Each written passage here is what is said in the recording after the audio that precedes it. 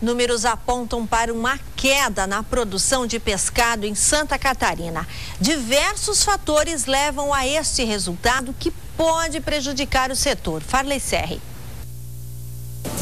Os barcos traineiras, responsáveis pela pesca de sardinha, trabalham desde o mês passado a todo vapor. A safra segue até o dia 15 de junho.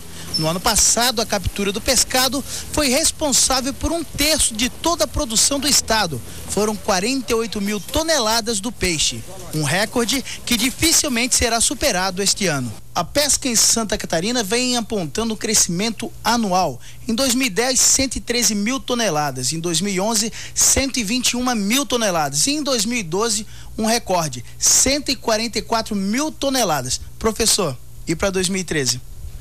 2013 a gente espera ficar um patamar próximo a esse. 144 mil toneladas, esperar para 2013 seria bastante otimista, né? Visto que boa parte da responsabilidade de termos alcançado esse patamar está associado à pescaria da sardinha, né? Que sustenta toda a nossa indústria enlatadora, especialmente das cidades de Itajaí e Navegantes.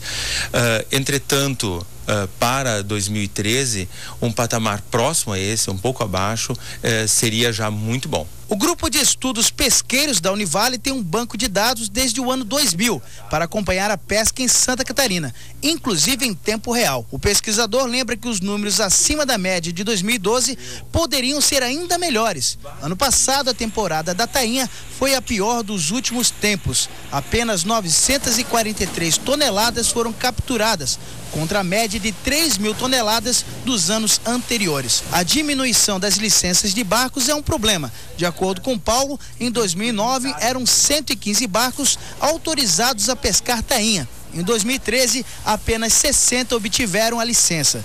Outros fatores também contribuíram. Essa redução ano passado provavelmente está associada a fatores climáticos. Nós temos um ano com bastante anomalia térmica, ou seja, uma temperatura positiva, alta para a época, e o processo da migração da tainha, que vem do sul, especialmente do estado do Rio Grande do Sul e possivelmente também de algumas baías na Argentina, ela não se efetivou. Ou seja, nós vamos encontrar capturas no final da temporada na região de Torres, ainda, ou seja, no Rio Grande do Sul, onde um momento no qual nós esperaríamos encontrar no Paraná, em Paranaguá ou sul de São Paulo.